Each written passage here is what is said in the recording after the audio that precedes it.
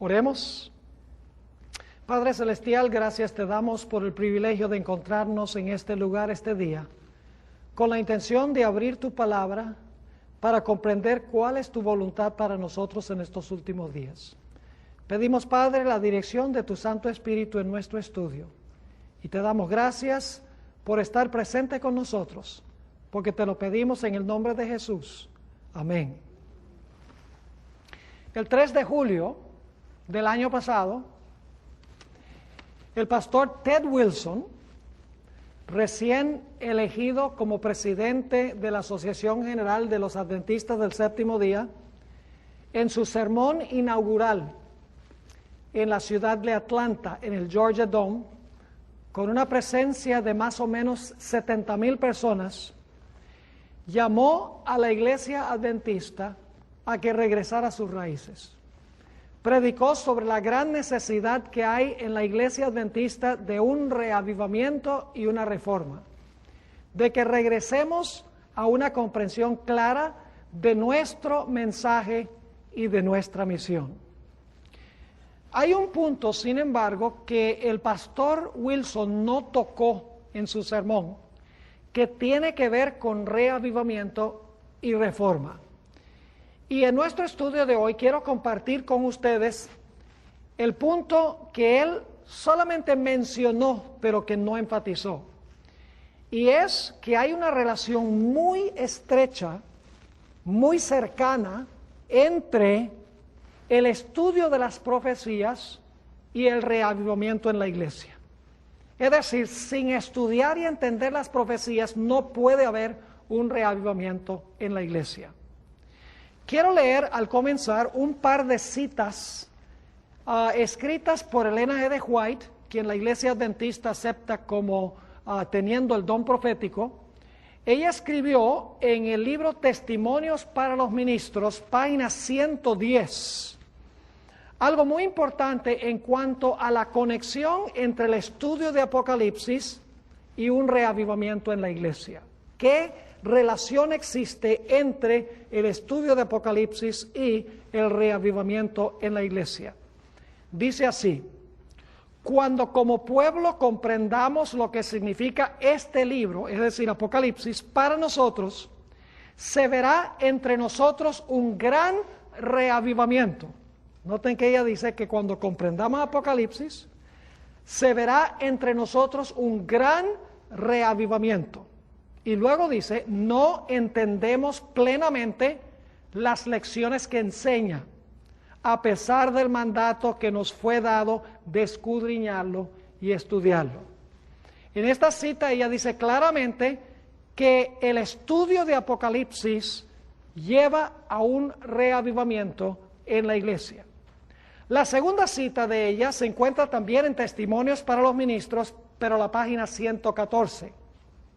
Dice así, hablando de Daniel y Apocalipsis: cuando los libros de Daniel y Apocalipsis sean mejor entendidos, los creyentes tendrán una experiencia religiosa completamente distinta. Cuando comprendamos estos libros, dice ella, los creyentes tendrán una experiencia religiosa completamente distinta. Sigue diciendo, recibirán tales vislumbres de los portales abiertos del cielo, que la mente y el corazón serán impresionados con el carácter que todos deben desarrollar a fin de comprender la bendición que será la recompensa de los de corazón puro. Nos está diciendo, en otras palabras, que cuando estudiamos Daniel y Apocalipsis, tendremos una experiencia religiosa completamente diferente y nos daremos cuenta la importancia del carácter que debemos desarrollar para finalmente estar con el Señor. Pero inmediatamente nos preguntamos, Elena White nos dice que la base de un reavivamiento es la comprensión de las profecías de Daniel y Apocalipsis. Pero la pregunta clave es, ¿por qué razón es tan importante el estudio de las profecías para que haya en la iglesia un reavivamiento y una reforma? ¿Por qué es necesario entender las profecías para que la iglesia tenga nueva vida? Creo que la respuesta a esta pregunta la podemos conseguir regresando a los tiempos de Jesús, para estudiar la relación entre las profecías y el reavivamiento en el tiempo de los apóstoles. Cuando leemos los evangelios nos damos cuenta de un hecho clarísimo, y es que los seguidores de Jesús antes de la resurrección no entendían las profecías de la Biblia. Quiero darles 3 ejemplos que demuestran que los apóstoles, los seguidores de Jesús, no comprendían las profecías en cuanto al Mesías. En primer lugar, ustedes recuerdan la entrada de Jesús triunfalmente a Jerusalén. Se conoce como la entrada triunfal, en lo que los cristianos llaman el Domingo de Ramos.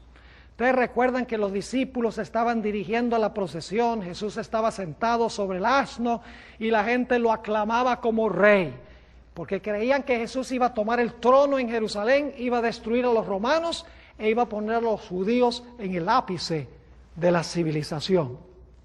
Pero los discípulos no entendían qué significaba la entrada triunfal. Entendieron mal las profecías en cuanto al rey, no sabían qué clase de rey iba a ser Jesús. Nos dice en Juan 12 y el versículo 16, en cuanto a la falta de comprensión de los discípulos, lo siguiente. Está hablando aquí de la entrada triunfal de Jesús a Jerusalén. Dice, estas cosas no las entendieron sus discípulos al principio. Fíjense que dirigieron la entrada triunfal, no entendieron.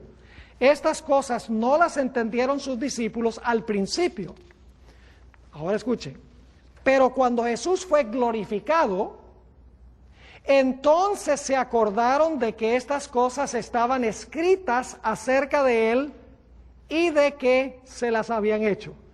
Fíjense que al principio no entendían lo que había pasado, no entendieron el significado de la entrada triunfal.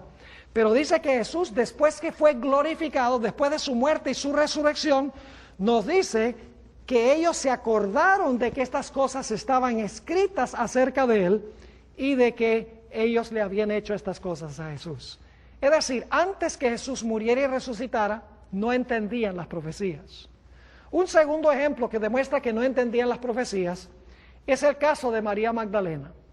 Ella fue el domingo en la mañana al sepulcro y encontró que el sepulcro estaba vacío. Y se encontraron con ella 2 ángeles. Y uno de los ángeles le preguntó, y esto se encuentra en Juan 20 y el versículo 13, mujer, ¿por qué lloras? Inmediatamente María, con una voz de tristeza, con lágrimas en los ojos y con angustia, le respondió al ángel, porque se han llevado a mi Señor y no sé a dónde lo han puesto. ¿Entendía María la profecía? No, ella no sabía que Jesús iba a resucitar, según nos dice aquí en Juan 20 y el versículo 13, ella creía que se habían llevado el cuerpo del Señor Jesucristo, su cuerpo muerto. Un tercer ejemplo de cómo los seguidores de Jesús no entendían las profecías antes de su resurrección, está en el caso de los 2 hombres que iban en camino al pueblo de Emaús la tarde de la resurrección.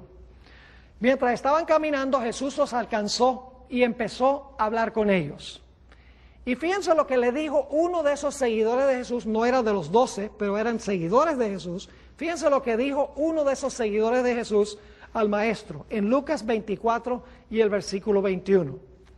Dijo, pero nosotros esperábamos que Él era el que había de redimir a Israel. Y ahora, además de todo esto, hoy es ya el tercer día que esto ha acontecido. Casi podemos escuchar la voz de este hombre diciendo, nosotros pensábamos que Él era el que iba a redimir a Israel, pero hoy es el tercer día desde que lo mataron. No entendían lo que Jesús había venido a este mundo a hacer. No fue sino hasta que Cristo murió y resucitó y ascendió al cielo que ahora miraron las profecías y entendieron por qué había venido Jesús a esta tierra. Y esto nos lleva a hacernos la pregunta, ¿por qué vino Jesús a este mundo? ¿Por qué vino a esta tierra antes de regresar al cielo? Bueno, hay varias razones, pero yo creo que hay 2 razones principales por las cuales vino Cristo. Razones que no entendieron los apóstoles. La razón número uno es que Jesús vino a esta tierra para vivir una vida perfecta. Y en segundo lugar, Jesús vino a morir para pagar la deuda por el pecado.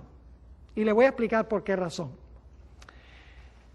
La ley de Dios exige absoluta perfección. ¿Están de acuerdo con eso? Que la ley de Dios exige absoluta perfección. No nos podemos desviar ni un poquito de la ley. Si nos desviamos y desobedecemos la ley, ¿qué dice la ley? La ley dice, eres pecador y por lo tanto tienes que ¿qué? Tienes que morir. Es decir, la ley exige una vida perfecta y ninguno de nosotros tenemos una vida perfecta para ofrecerle a la ley, porque la Biblia dice, todos han pecado y están destituidos de la gloria de Dios. No hay justo ni aun uno. Entonces, ¿cómo se puede salvar el ser humano si la ley dice todos están condenados porque todos son pecadores? Necesitábamos que Jesús, el Creador, viniera a la tierra para vivir la vida que nosotros debemos vivir. Necesitábamos que Jesús viniera aquí a vivir en nuestro lugar, a ofrecerle a la ley lo que la ley exige, lo que yo no le puedo dar a la ley. Pero también era necesario que Jesús viniera a la tierra para pagar mi deuda por el pecado, porque yo tengo todos estos pecados que me condenan a muerte. Así que Jesús, después de vivir su vida perfecta, tomó sobre sí nuestros pecados y murió la muerte en nuestro lugar. Es decir, Jesús vino a vivir la vida que nosotros debemos vivir y Jesús vino a morir la muerte que nosotros debemos morir. Son las dos razones principales por las cuales Jesús vino a esta tierra. De tal manera que cuando yo comparezco ante Dios y he aceptado a Cristo como mi Salvador personal, entonces la vida de Cristo está en lugar de mi vida y su muerte está en lugar de mi muerte.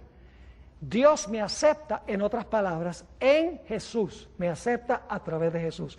Por eso fue que Jesús vino a esta tierra para vivir y para morir. Pero los discípulos no entendieron por qué vino Jesús.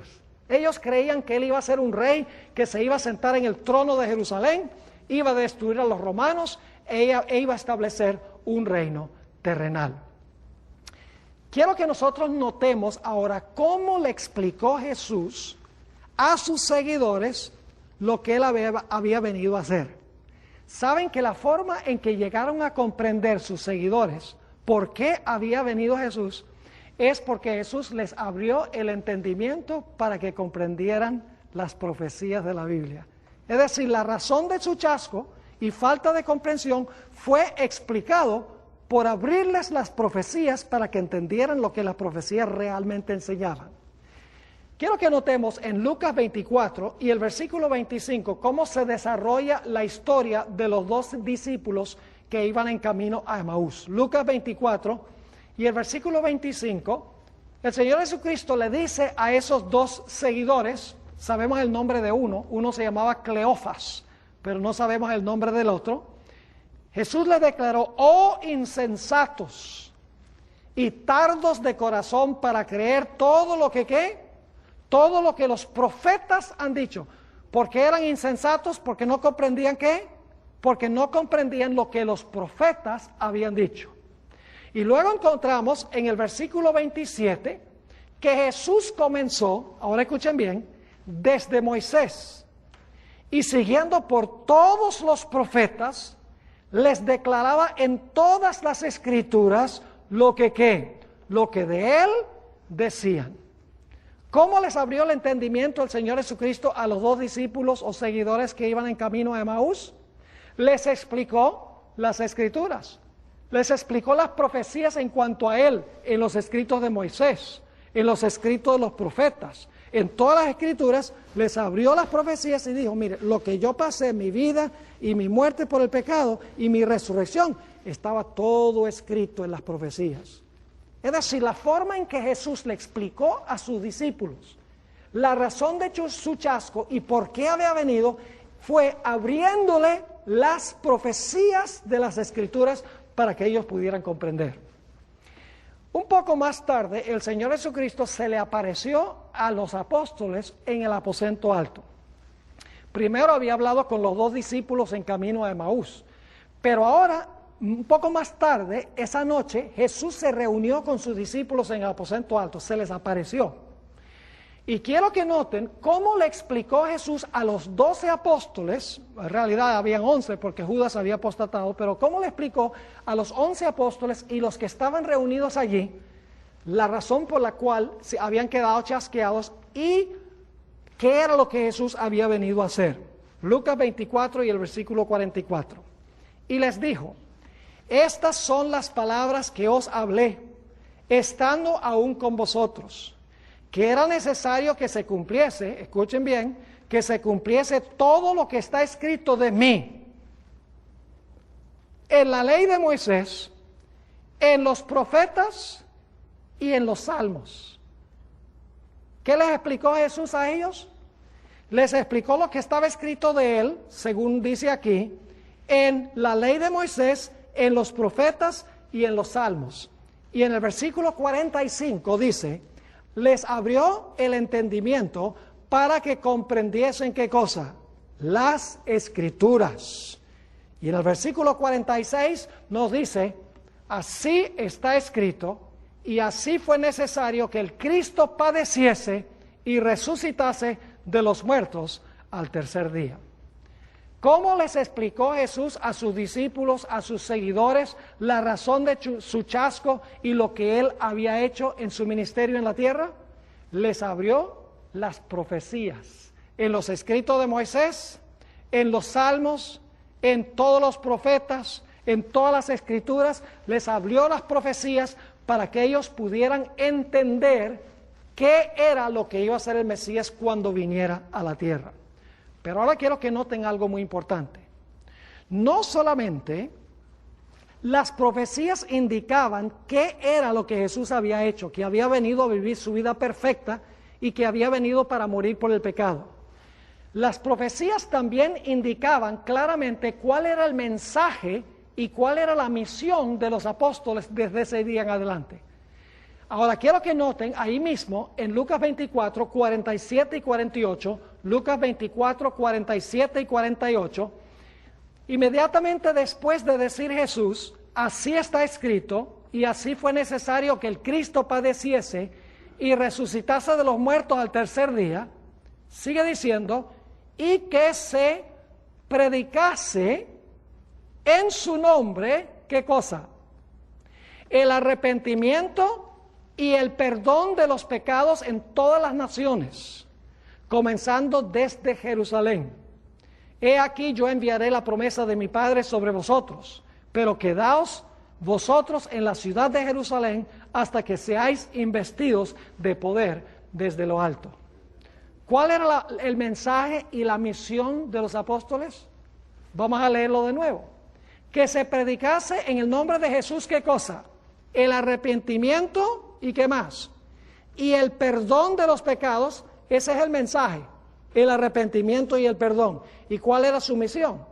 Era llevar ese mensaje ¿a dónde? En todas las naciones, comenzando desde Jerusalén, y luego dice: he aquí yo enviaré la promesa de mi Padre sobre vosotros, pero quedaos vosotros en la ciudad de Jerusalén hasta que seáis investidos de poder desde lo alto. Yo pregunto entonces, ¿los apóstoles sabían cuál era su misión, sí o no? Claro que sí. ¿Sabían cuál era su mensaje? Claro que sí. Ellos sabían cuál era su misión y cuál era su mensaje porque entendían lo que Jesús había hecho por su vida, por su muerte y por su resurrección. Es más, a la luz de las profecías, ellos sabían el significado de que Jesús había venido a esta tierra a vivir su vida perfecta y había venido a morir por el pecado. Y sabían que debían ir y anunciar esa verdad a todas las naciones de la tierra sin excepción. Ahora, ¿cómo sabían ellos que debían anunciar esto? En Hechos, el capítulo 1 y el versículo 3, nos dice que Jesús pasó 40 días en esta tierra después de su resurrección, antes de irse al cielo. Pasó 40 días aquí. Y nos dice allí en Hechos 1 y el versículo 3, que el Señor Jesucristo le habló a sus discípulos en cuanto a las cosas concernientes al reino de Dios. Ahora, yo no sé exactamente cuáles pasajes de la Escritura usó Jesús para explicarle a sus discípulos qué había venido a hacer y cuál era su misión. Pero puedo imaginarme que posiblemente había 4 profecías del Antiguo Testamento que Jesús enfatizó cuando le explicó a sus discípulos. Una de esas profecías indudablemente era la Pascua. Passover, la Pascua. ¿Saben ustedes que Jesús murió exactamente el año, el mes, el día y la hora cuando era sacrificado el Cordero Pascual? Yo me imagino a Jesús diciéndole a los discípulos, mire, ¿qué día yo morí? Oh, moriste el día 14. ¿Y de qué mes? Oh, del mes de Nisan. ¿Y a qué horas? O a las 3 de la tarde. Entonces Jesús va a Éxodo y dice, mire, aquí dice que el Cordero Pascual moría el 14 de Nisan a las 3 de la tarde. Dice, oh, si las profecías lo decían. Y luego Jesús dice, ¿y cuál era la fiesta después de la Pascua? Bueno, pan sin levadura. ¿Y qué pasó con mi cuerpo después que yo morí? Lo sepultaron y mi cuerpo no vio ¿qué? Corrupción, porque mi cuerpo no tenía levadura de pecado. La levadura representa pecado. Y mi cuerpo fue colocado en el sepulcro y no vio corrupción. Entendemos. Y luego Jesús dice, ¿y qué fiesta seguía esa? Bueno, la fiesta de las primicias. Y bueno, ¿y quién resucitó el tercer día las primicias de los que murieron? Oh, tú fuiste el que resucitaste el tercer día. ¿Están entendiendo? Es decir, le mostró las profecías que se cumplieron a su tiempo y los eventos exactamente como decían las profecías. Y me imagino que los discípulos habrán dicho, bueno, Jesús cumplió la Pascua, Jesús cumplió pan sin levadura, Jesús cumplió la fiesta de las primicias. ¿Y cuál era la siguiente fiesta? La siguiente fiesta judía era el día del Pentecostés.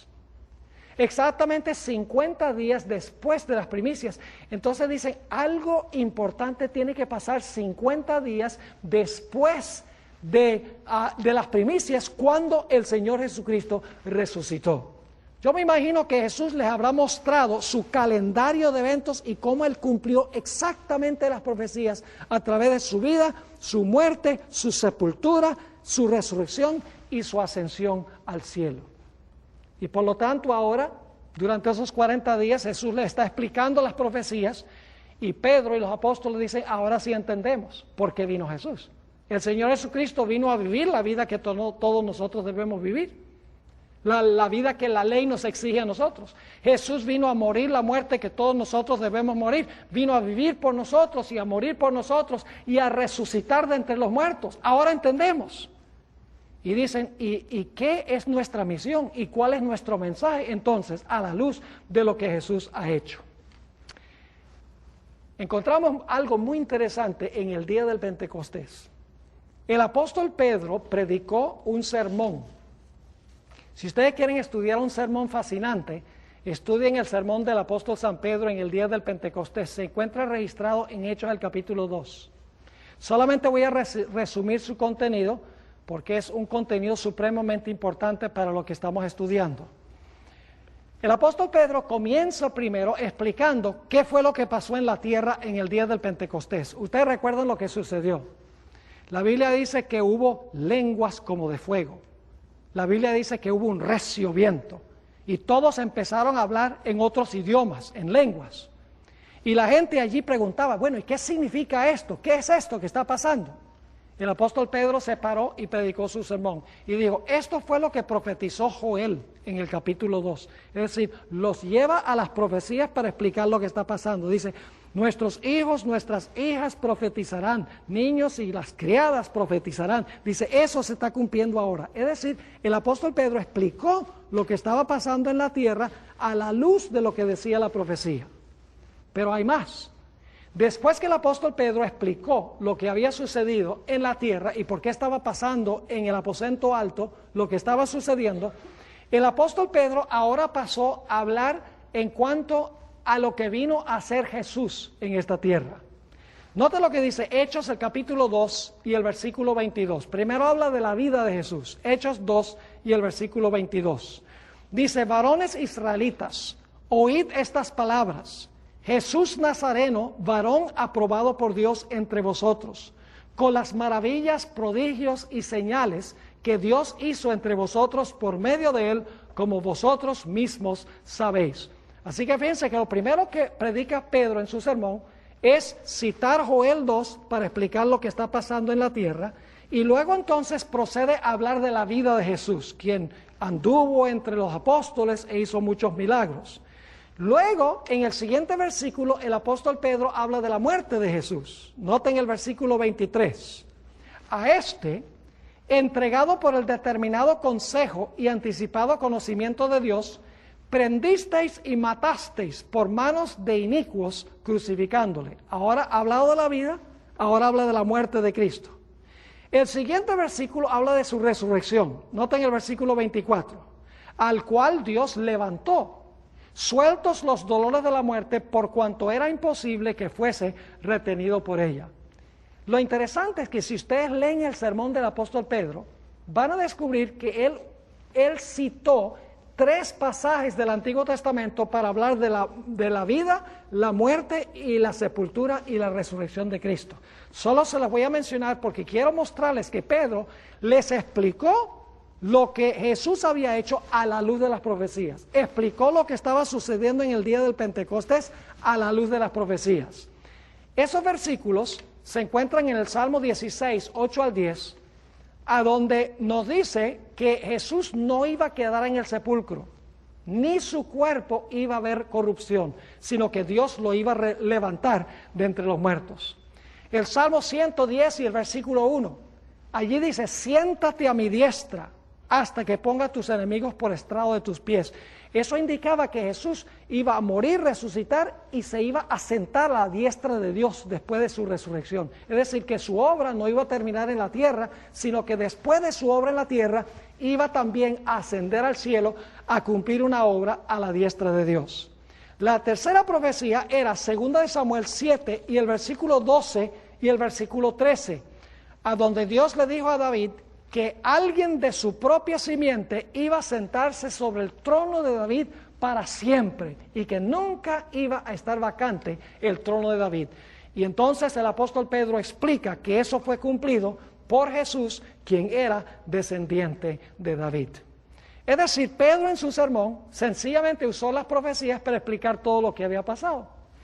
Usó Joel el capítulo 2 y el versículo 28 al 32 para hablar de lo que estaba pasando en la tierra. Luego entonces habló sobre la vida de Jesús y habló sobre la muerte de Jesús, habló sobre la resurrección de Jesús y luego el hecho de que Jesús iba a ascender al cielo e iba a sentarse en el trono a la diestra de su Padre. Ahora yo pregunto, ¿conocían un poco mejor los discípulos lo que Jesús había venido a hacer? Claro que sí. A la luz de las profecías, ellos sabían que Jesús había venido para vivir, para morir, para resucitar y para ir al cielo, para sentarse a la diestra de Dios. A la luz de las profecías, los apóstoles sabían qué era lo que había pasado y cuál era el mensaje que debían llevar al mundo y cuál era su misión para el mundo. Y saben que a partir del día del Pentecostés, el evangelio se esparció como fuego por todo el Imperio Romano. Y en una sola generación, el evangelio fue a todo rincón del Imperio Romano, empezando con esos 12 y otro grupo que estaba allí en el aposento alto. Las profecías bíblicas les explicaron qué había hecho Jesús, qué estaba haciendo Jesús y cuál era su mensaje y cuál era su misión específicamente. Y entonces Pedro concluyó su sermón, terminó su sermón, donde predica a base de las profecías. Y cuando termina su sermón, generalmente los pastores hacen un llamado para que la gente responda al sermón, pero Pedro no hizo un llamado.